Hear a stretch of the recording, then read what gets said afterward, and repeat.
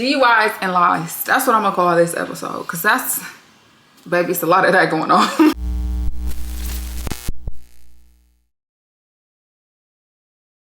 Hi and welcome back to This With The News. If you are a returning subscriber, thank you so much for coming back and watching my videos. If you are new here, please like, comment, and share my video. We are almost at 500 subscribers and I feel like I can get there at the end of the year. That's just my thought. I said the end of the month, but I really meant to say the end of the year, but I think we could still get there. Please comment throughout the video. If you see anything that you got, that you want to say, that you want to jump in, get your opinion on, leave it down below. Let's get right into it. So Martell and Destiny meet up at the park and, you know, they're chatting, kikiing. Y'all know they just came back from the trip. She tells him that her dad is sick, which is so sad. I'm like, I don't even want to talk about parents getting sick. I couldn't imagine living without my parents. So, you know, that's super sad. And I just hate to see anybody go through that, for real. She said she just signed a lease on her Madani line. And she said that she just officially moved it all over to e-commerce. Like, excellence, we're here for it. Now they bring up the conversation between her and Mel, and how Mel supposedly was coaching, allegedly, the side chick on how to respectfully cheat. Now, I didn't take that from that. He kept saying, you know, any woman that hangs out with my ex-husband's mistress doesn't have girl code and da-da-da-da-da. And I was like, all this girl code. But then I turn around and I watch you literally try to teach her how to respectfully cheat. Cause you talking to her on the phone all times of the night. You texting her, telling her when to let her know when Martell pull up. And if you're telling a girl, like, you know, let me know when he over there and you feel me, all that type of shit, then I am thinking that you, in my head, this time I'm thinking, she trying to catch him up into some shit. Because most of the time when you do get a divorce or whatever, you have to have proof of certain shit that you say they did. And that's the way to have proof. Now, just from how I seen everything play out on social media when they was going through their divorce and all that type of shit, I don't think she was coercing the side chick on how to be a respectful side chick. Like, I didn't take it like that. And I feel like Destiny know that as well. She's just trying to throw that out there to make it look a certain way. And it's like, girl, please, like, reaching. Destiny, you're reaching, please. Like, she makes a comment that says, after that though, Mel was super nice to her. You know what's funny though? What's that? After that, she was so nice to me. But so was Destiny. Destiny sat by Mel at that dinner. And y'all remember Mel was like, I don't even know why she did that. Like, you were being super nice to Mel too. It seemed like you was super clingy to her too. So, was it the editing that made it look a little tricky? Because for me, it seemed like she was giving you the energy you was giving her. Did y'all get that too? Because that's how I felt. I felt like she was just reciprocating the energy that was giving. I mean, hey, like, damn, motherfucker can't be nice to a nigga no more. Like, shit. It's hard out here for a pimp.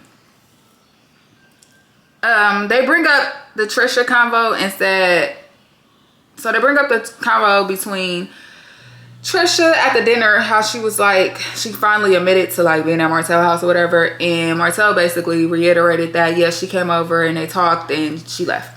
First it was she came over because she was supposed to train. Then it was she came over and then she watched some movies or whatever. Then it was she came over and she talked. Now, I get it, you could do all three in one sitting. Yes, but why does shit change every single time?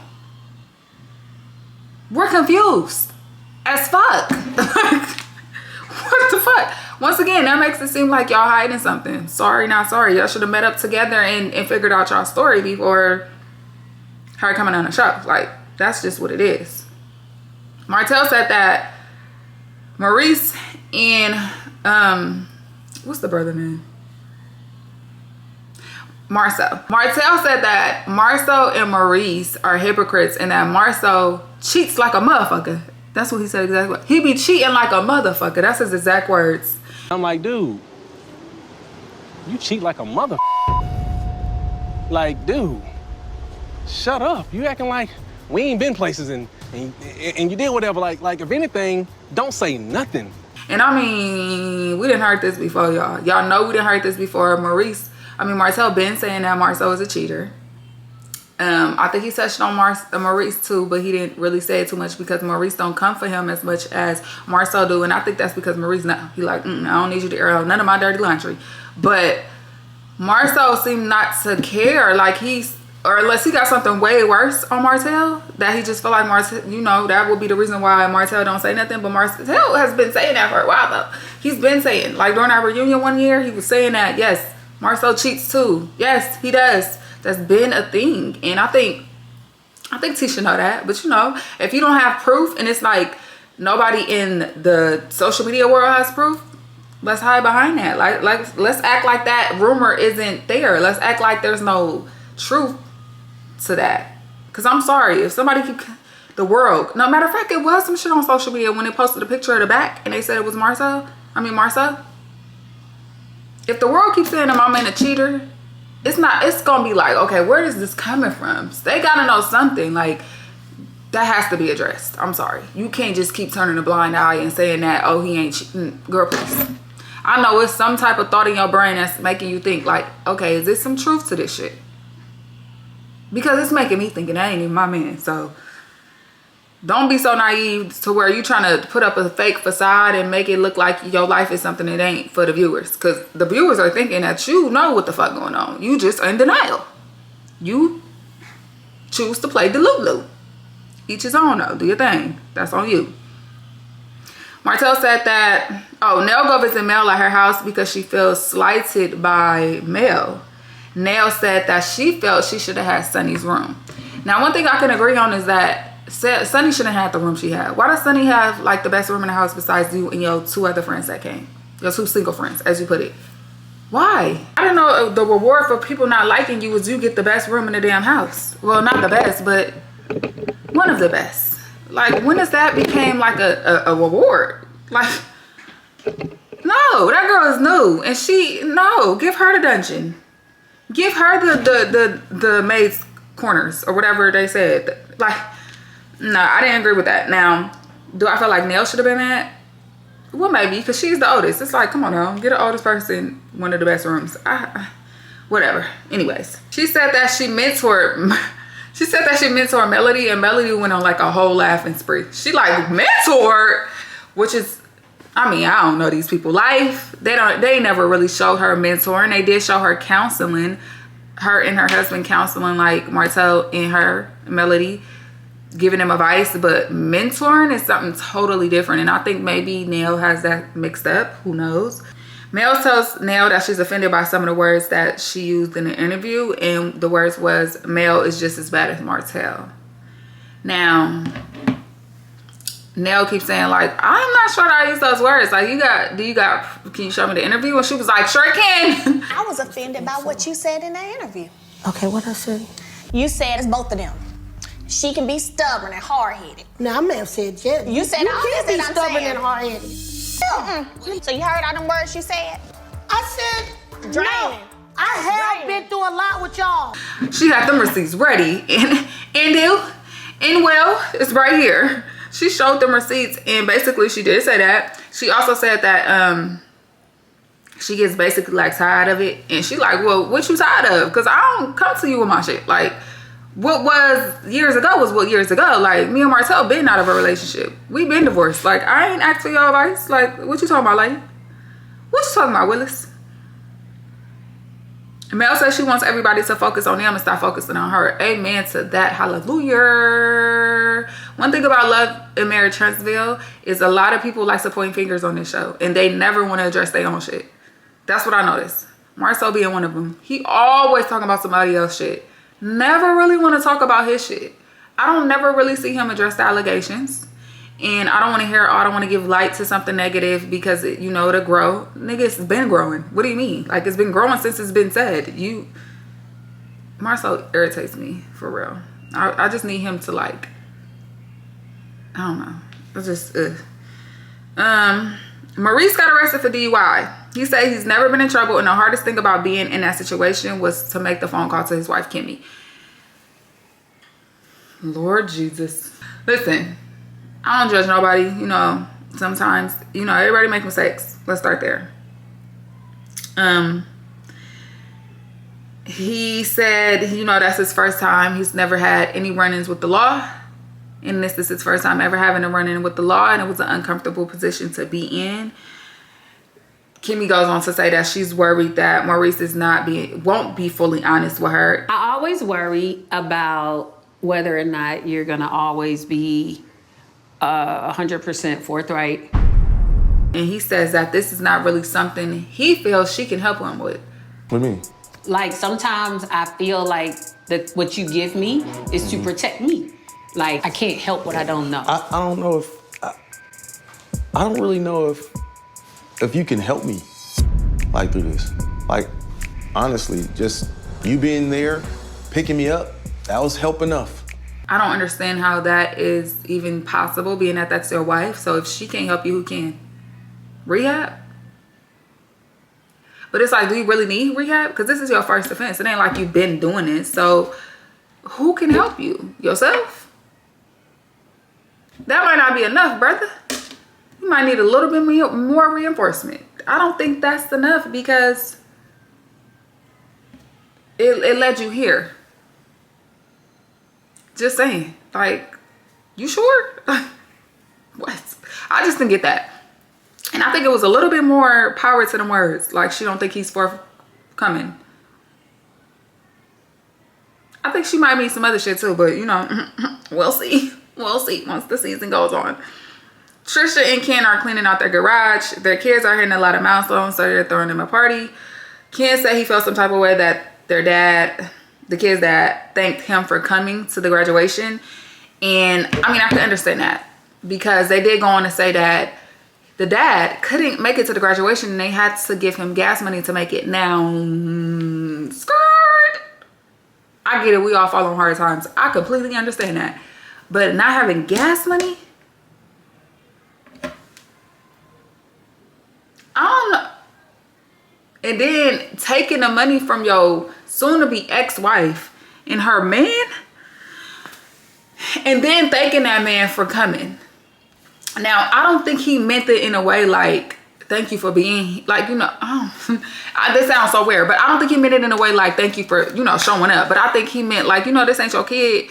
Thank you for coming. But I can also see it in Ken's eyes. It's like, nigga, I am the one who at the house with them. Like, this is my life. Like, what are you talking about? This is part of my routine. Like, this ain't something that I just had to figure out if I'm gonna get here. Like, this is part of my life. This is part of my routine. So I can get that.